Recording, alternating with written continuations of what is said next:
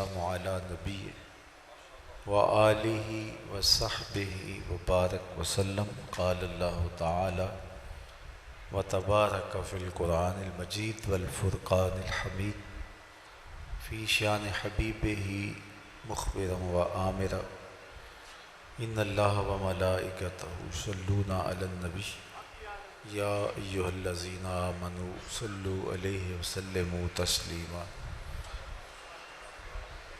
اللہم صلی علی سیدنا و مولانا محمد معدن الجود والکرم صلاۃ و سلاما علیک یا سیدی یا رسول اللہ وعلی آلک و اصحابک یا حبیب اللہ۔ حمد و تعریف و توصیف اللہ جل مجدہ الکریم کی ذات بابرکات کے لیے جو خالق کائنات بھی ہے اور مالک شش جہات بھی۔ اللہ جل وعلا کی حمد و ثنا کے بعد رسول رحمت شفیع معظم نبی محتشم حضور ختم المرتبت صلی اللہ علیہ وآلہ وسلم کے حضور ناز میں اپنی عقیدتوں، ارادتوں اور محبتوں کا خراج پیش کرنے کے بعد واجب الاحترام ذوی الاحتشام عالی مرتبت ذی وقار علماء کرام، سامعین، حاضرین، جیسا کہ آپ سب کے علم میں ہے کہ یہ موسم رحمت ربیع الاول اپنی تمام تر رعنائیوں کے ساتھ جلوہ گر ہے اور حضور کے ذکر کی خوشبو کراں تا بکراں پھیلی ہوئی ہے۔ اتنا تذکرہ ہم نے کسی کا ہوتے دیکھا نہیں جتنا میرے حضور کا ہو رہا ہے۔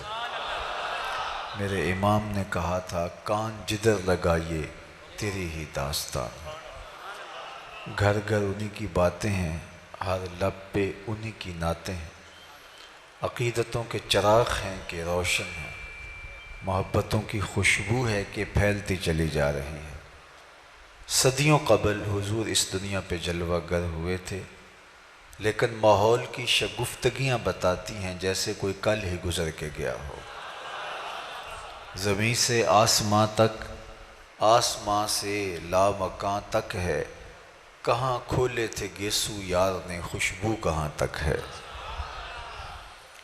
اہل محبت اس موسم میں خاص طور پہ حضور کے ذکر کی مجالس کا انعقاد کرتے آئے ہیں، سو آج آپ کے یہاں حضور کے ذکر کی مجلس سجی ہے اور عقیدتوں کے چراغ روشن ہیں۔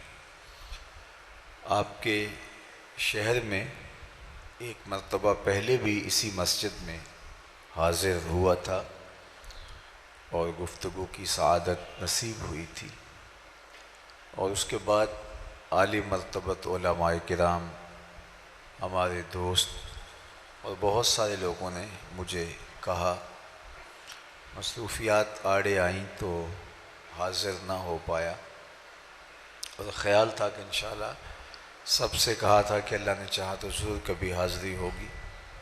تو ہمارے محترم جناب قاسم حسان صاحب کی والدہ ماجدہ کا انتقال ہوا، تو ان کا یہ اصرار تھا کہ آپ چہلم پہ آئیں، تو میں نے کہا ضرور انشاءاللہ میں جب بھی فیصل آباد آیا تو ساتھ جڑا والا میں ضرور حاضری ہوگی۔ تو جو کرونا اور دیگر حالات تھے تو کافی تاخیر ہو گئی، لیکن شکر ہے کہ ربیع الاول کا مہینہ نصیب ہوا اور آج میں اور آپ یہاں جمع ہیں حضور کے ذکر اور حضور کی یادوں کے چراغ روشن کرنے کے لیے اور اپنی عقیدتوں کا نیاز پیش کرنے کے لیے، اور ساتھ ہی اختتام پر عزیزم کی والدہ کے لیے مغفرت کی دعائیں، التجائیں اور تمنائیں لیے بارگاہ عزتی میں حاضر ہوں گے۔ اللہ مرحومہ کو کروٹ کروٹ جنت کی بہاریں نصیب فرمائے۔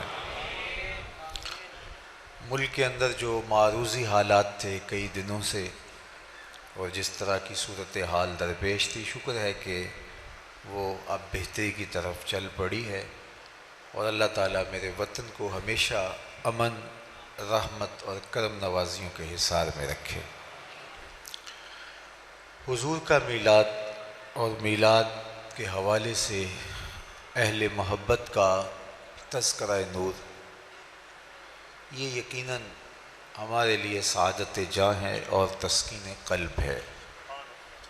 اور یہ مجلس رحمت آپ ہی بپا کیے ہوئے نہیں، صدیوں سے حضور کے نام کی مجالس کا انعقاد ہوتا آیا ہے، اور اہل ایمان حضور کے ذکر سے اپنے قلوب کی تسکین کا ساماں کرتے آئے ہیں۔ شیخ مہدی الفاسی مطالع المسرات شرح دلائل الخیرات میں لکھتے ہیں، حضور کا ذکر سن کر جس شخص کے کلیجے میں ٹھنڈ نہیں پڑتی، اس کے سینے میں دھڑکنے والا دل کسی مومن کا دل ہی نہیں ہو سکتا۔ یہ ہو ہی نہیں سکتا کہ ان کا ذکر ہو اور قرار باطن نصیب نہ ہو۔ میرے شہر کے ایک پنجابی شاعر نے کہا تھا، تینوں سینے دی میں ٹھنڈ آکھاں، تینوں سینے دی میں ٹھنڈ آکھاں، شہد گلاب تے کھنڈ آکھاں، تینوں نبیاں دا میں لاڑا آکھاں، تیرے ہجر دے وچ میں ہاڑا آکھاں۔ تو ان کا ذکر یقیناً اہل ایمان شروع سے کرتے ہیں، اور یہ ہمارا دستور عمل بھی ہے، یہ طرز حیات بھی ہے، تسکین قلب اور قرار باطن کا ذریعہ بھی ہے، اور ہمارے بڑوں کی سنت شروع سے یہ چلی آ رہی ہے۔ پہلے میں آپ کو ایک محفل میں لیے چلتا ہوں جس کو منعقد ہونے کے لیے مسجد نبوی کا صحن نصیب ہوا۔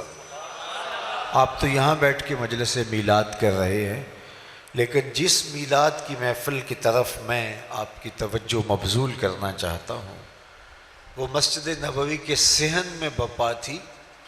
عقیدتوں کے چراغ روشن تھے، محبتوں کی خوشبو پھیل رہی تھی، اور حضور حجرہ انور میں تھے کہ وہاں سے اٹھے اور خرامہ خرامہ مجلس میں آ پہنچے۔ لوگ بیٹھے ہوئے تھے تو فرمایا، ما اجلسکم، صحابہ تمہیں کس چیز نے بٹھایا ہے، کیوں بیٹھے ہو، مقصد جلوس کیا ہے؟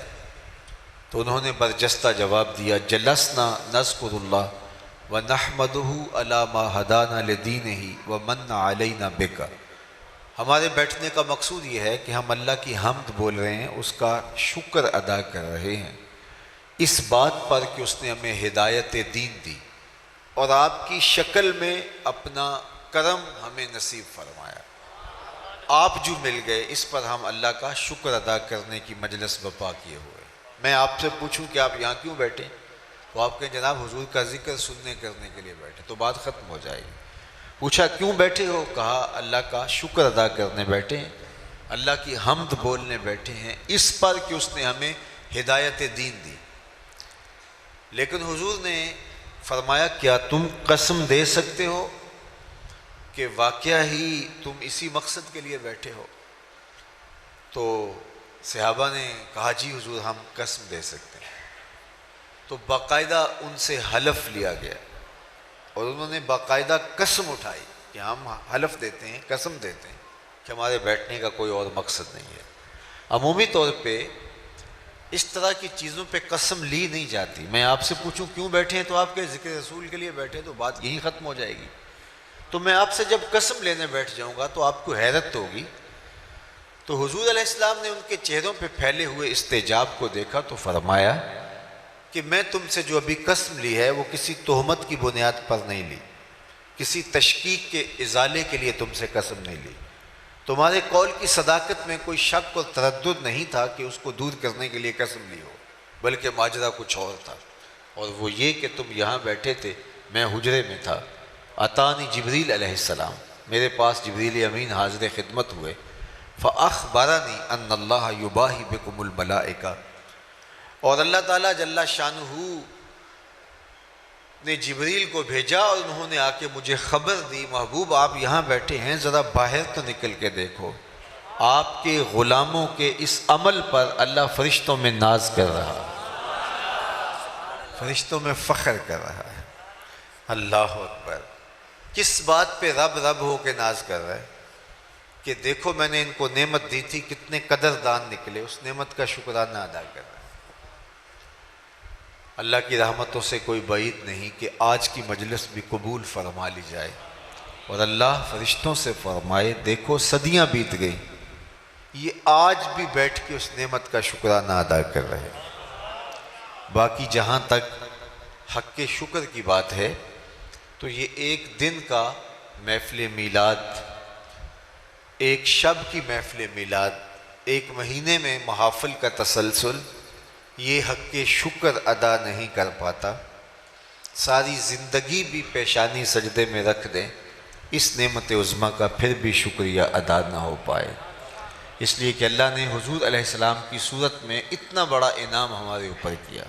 میں تو یہ بات کہتا ہوں کہ ہمارے بدن پہ اتنے بال نہیں ہیں جتنے رسول اللہ کے احسانات ہیں۔ ہمارا بال بال قرض رسالت میں جکڑا ہوا ہے۔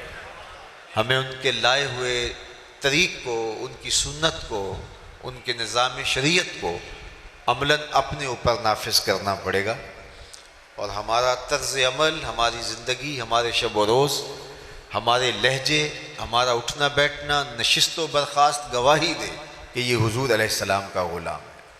میرے استاد فرمایا کرتے تھے، یہ نہ ہو کہ لوگ تمہیں پوچھیں تم کون ہوتے ہو، تم مذہب کا حوالہ پیش کرنے کے لیے کارڈ پیش کرو، یہ دیکھو مذہب کے خانے میں اسلام لکھا ہے۔ تو فرمایا کرتے تھے، صاحب نہ کسے پوچھنا پڑے، نہ تمہیں بتانے کی نوبت آئے، تمہاری وضاقتہ، طرز زندگی، انداز معاشرت، تمہارا کیا ہوا وعدہ، تمہاری گفتگو، تمہارے لہجے کی مٹھاس، تمہارا انداز تکلم، تمہارے زندگی کے اسلوب اور طور طریقے ایسے ہوں، تم دور سے چلے آ رہے ہو، لوگ کہیں وہ دیکھو حضور کا غلام آ رہا ہے۔ نور آنکھوں میں تو چہروں پہ اجالے ہوں گے، مصطفیٰ والوں کے انداز نرالے، دنیا میں بھی ان کے دم سے مقدر چمکا، محشر میں بھی ان کی رحمت کے حوالے ہوں گے۔ تو اگر ہم ساری زندگی شکریہ ادا کرتے رہیں پھر بھی حق کے شکر ادا نہ ہو، خدا شناسی تو بڑی دور کی بات ہے، ہم خود شناس بھی نہ ہوتے اگر حضور نہ آتے، ہمیں تعقل ذات بھی نصیب نہ ہوتا، من کا عرفان بھی نہ ملتا، خود ہی سے آگہی نہ ملتی، ہمیں یہ بھی نہ پتہ ہوتا کہ ہم کون ہیں۔ اور مجھے بتاؤ، جس کو یہ بھی پتہ نہ ہو کہ میں کون ہوں، اس کے پلے ہوتا کیا ہے؟ اقبال نے کہا تھا، اپنے من میں ڈوب کر پا جا سراغ زندگی، تو اگر میرا نہیں بنتا نہ بن، اپنا تو بن۔ اور جو اپنا بھی نہیں ہے، جس کو پتہ ہی نہیں کہ میں کون ہوں، 22ویں گریڈ کا افسر ہو اور درجہ چہارم کے ملازم کو سلوٹ کر رہا ہو، تو لوگ کہیں اس کو پتہ ہی نہیں ہے کہ اس کا منصب کیا ہے۔ اشرف المخلوقات ہو، وَلَقَدْ كَرَّمْنَا بنی آدمہ کا تاج سر پہ سجا ہوا ہو، مسجود الملائکہ ہو، مقصود کائنات ہو، لیکن وہ مٹی کے مادوں کے چرنوں میں اپنی پیشانی کا تقدس پامال کر رہا ہو، وہ پتھر کے اصنام کو اپنا معبود مان رہا ہو، تو بتائیے کہ پھر وہ کھڑا کہاں ہے؟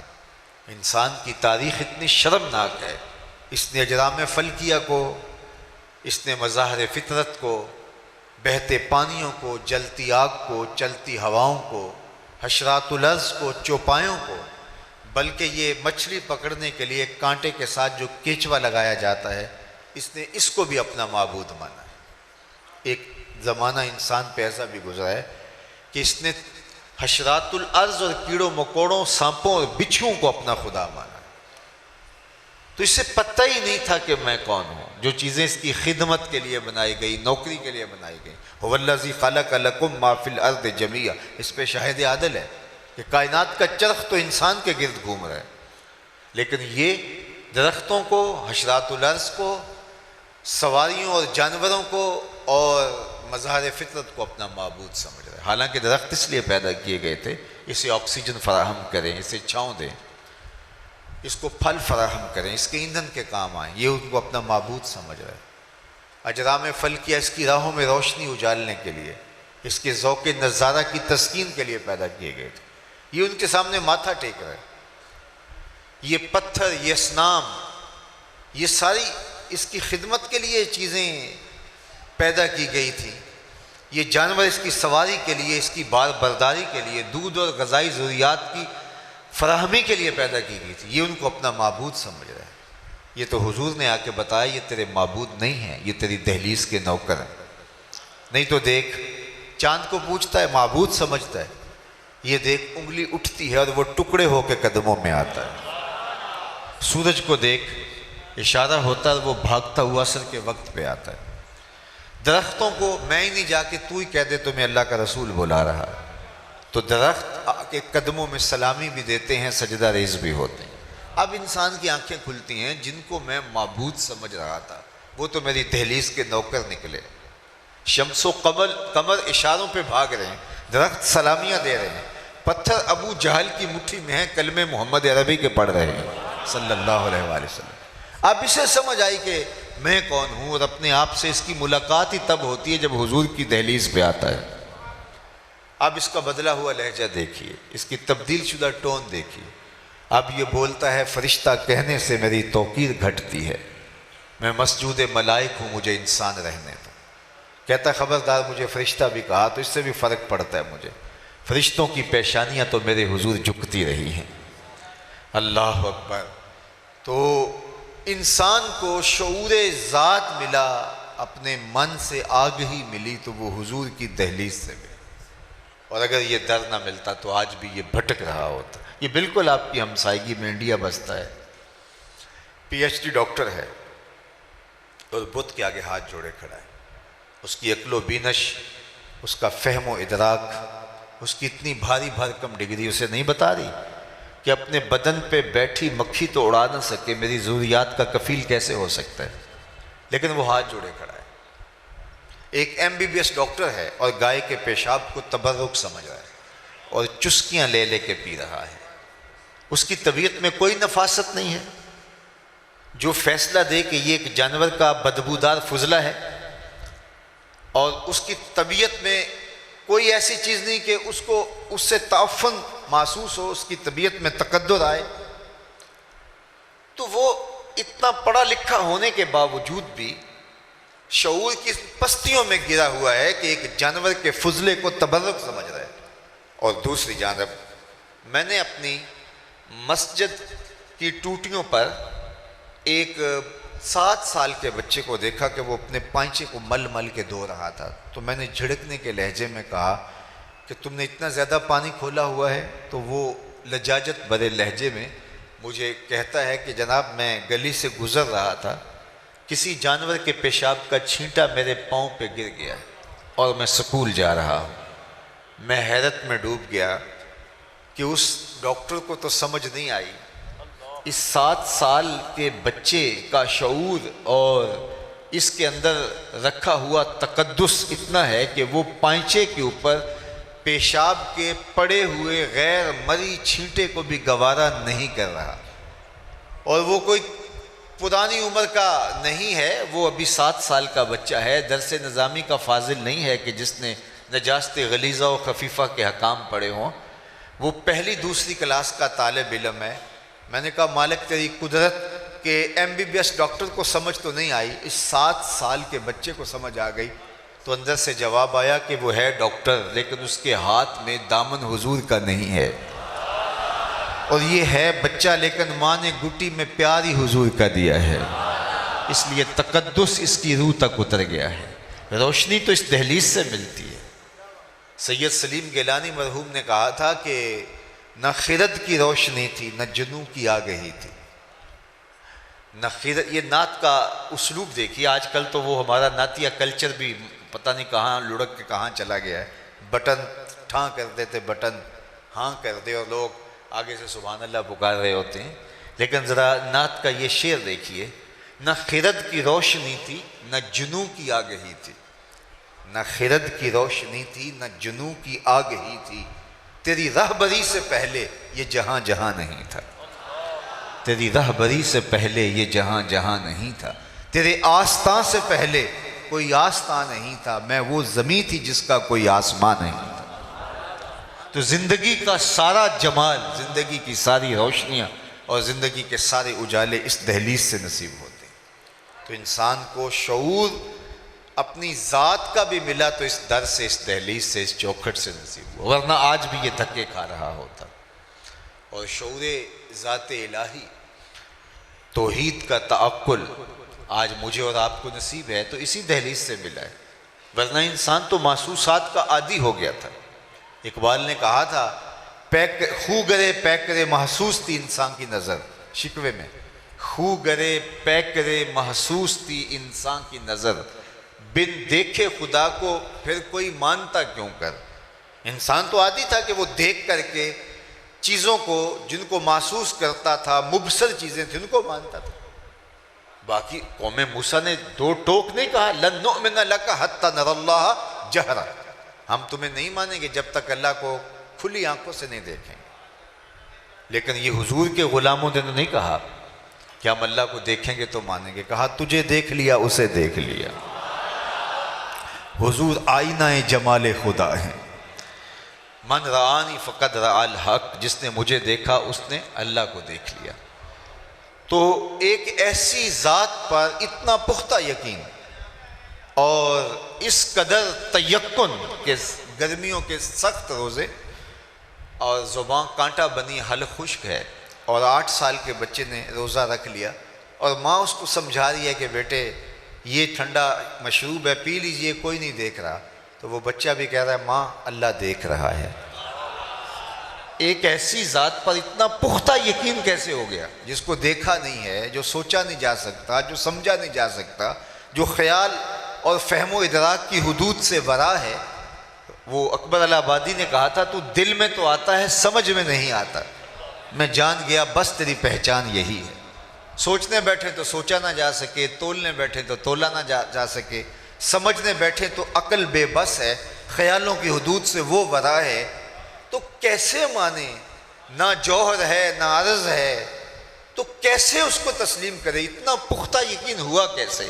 تو میں تمہیں ایک کہانی سناؤں۔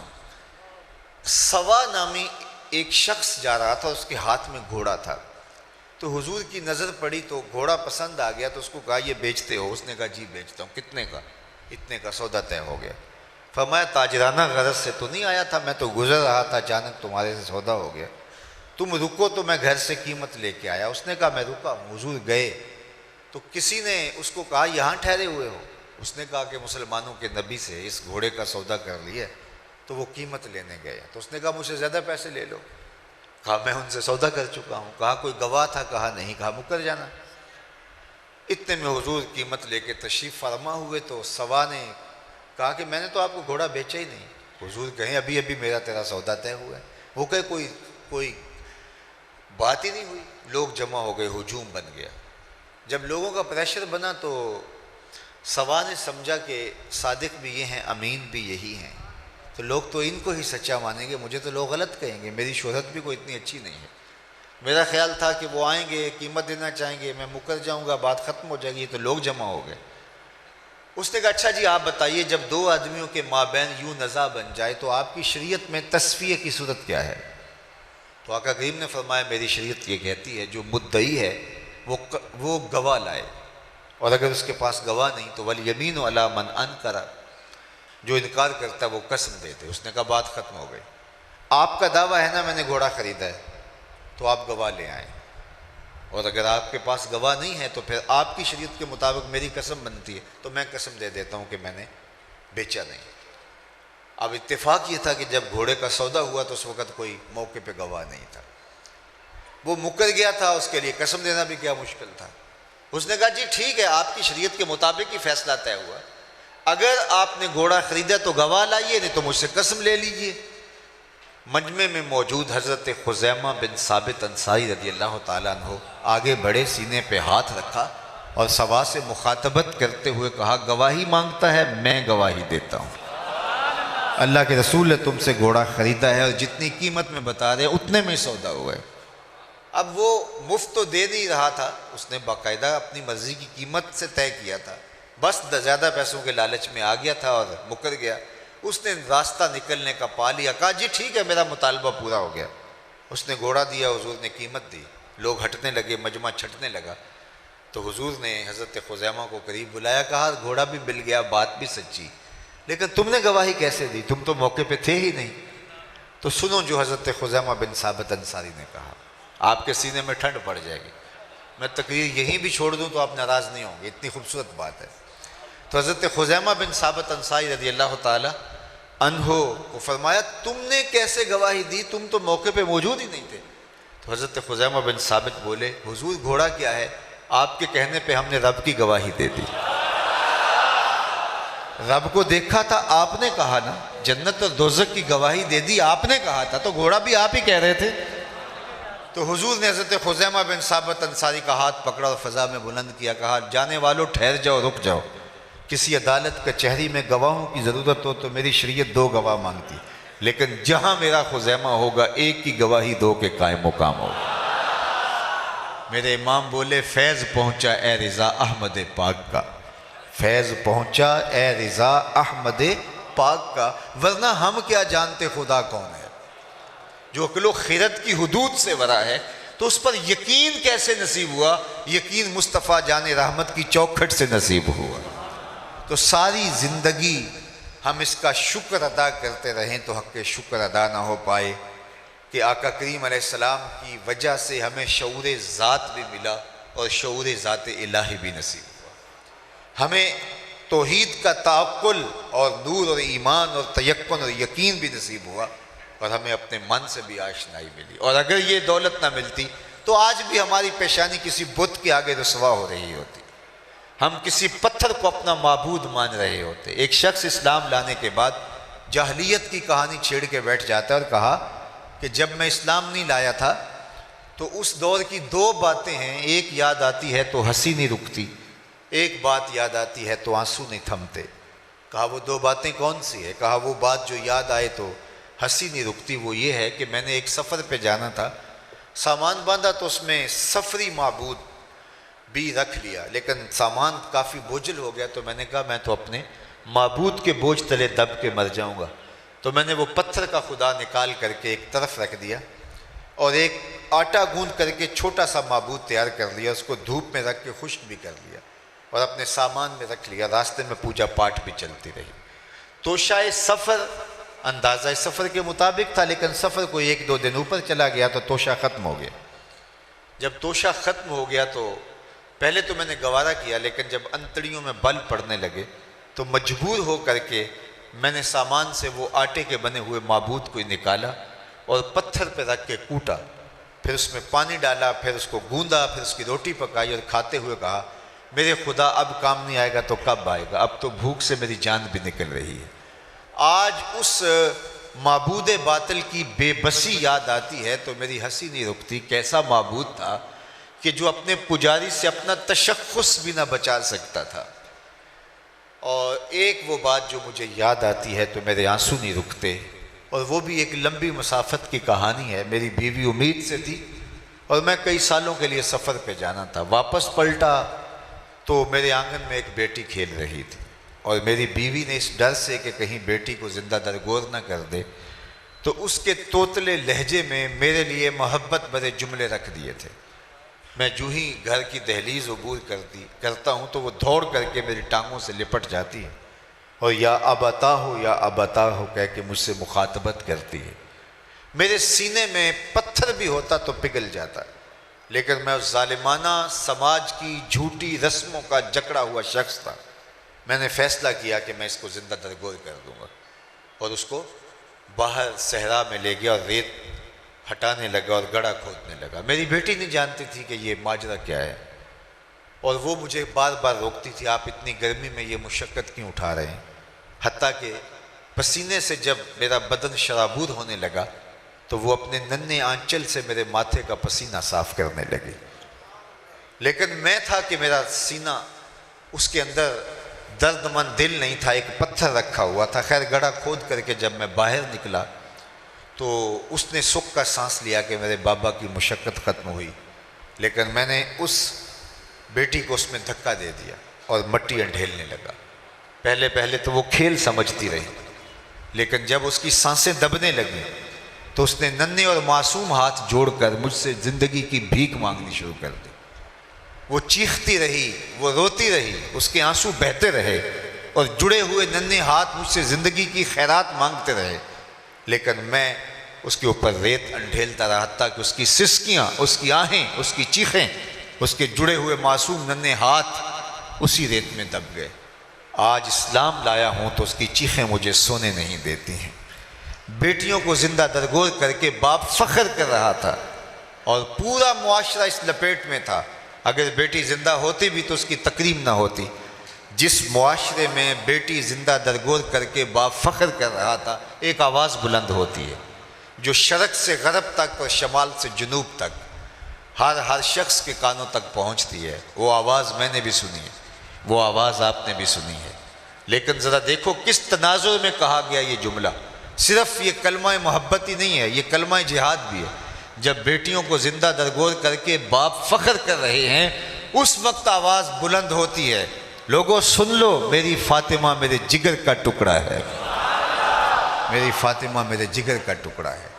تو اس آواز نے کائنات کا رخ ہی بدل دیا۔ نظریات کے اوپر لگے ہوئے زنگ اتار کے حقیقی نور کو لوگوں کے سامنے رکھا اور بتایا بیٹی ہوتی کیا ہے۔ اور آج میں دیکھتا ہوں ایک بوڑھا شخص مزدوری کر رہا ہے کہ میں نے بیٹی کے ہاتھ پیلے کرنے، بھائی اوور ٹائم لگا رہا ہے میں نے بہن کے ہاتھ پیلے کرنے۔ یہ تو زندہ درگور کر دیتے تھے۔ آج پردیس کاٹ رہے ہیں لوگ کہ ہم نے بیٹیوں کے ہاتھ پیلے کرنے، یہ تو زندہ درگور کر دیتے تھے۔ ان کے سینوں میں بیٹیوں کا پیار ڈالا کس نے؟ جواب آئے گا میلاد والے رسول نے۔ تو ساری زندگی بھی حق ادا کرنے کی کوشش کریں، حق شکر ادا نہ ہو پائے۔ ہمیں چاہیے کہ ہم اس آقا، اس مولا، اس اپنے محبوب کی ایک ایک ادا کو اپنی روح میں جذب کر دیں، ان کے بتائے ہوئے نظام زندگی کے مطابق اپنی زندگی کے لف و نشر مرتب کریں۔ ہمارے اٹھنے والا ایک ایک قدم راہ دین کی طرف بڑھتا چلا جائے اور ہم دور سے پہچانے جائیں کہ ہم حضور کے غلام ہیں، ہمارا طرز زندگی اس طرح کا ہو۔ اور آخر میں آپ سارے لوگوں کی آمین کے ساتھ دعا گو محترم قاسم حسان صاحب کی والدہ ماجدہ کے لیے، اللہ انہیں کروٹ کروٹ جنت کی بہاریں عطا کریں۔ ماں اللہ کی رحمتوں کا ایک روپ ہے، اللہ کی کرم نوازیوں کا ایک رنگ ہے۔ اللہ نے ماں کے سینے کے اندر جو امٹتا ہوا پیار رکھا ہے، محبت کی جو کائنات آباد کر دی ہے، اس کا کوئی بدل نہیں ہے۔ ماں جب بولتی ہے تو اس کے لہجے میں جبریل بولتا ہے، ماں جب مسکراتی ہے تو لگتا ہے جنت کی ساری کلیاں کھل اٹھی۔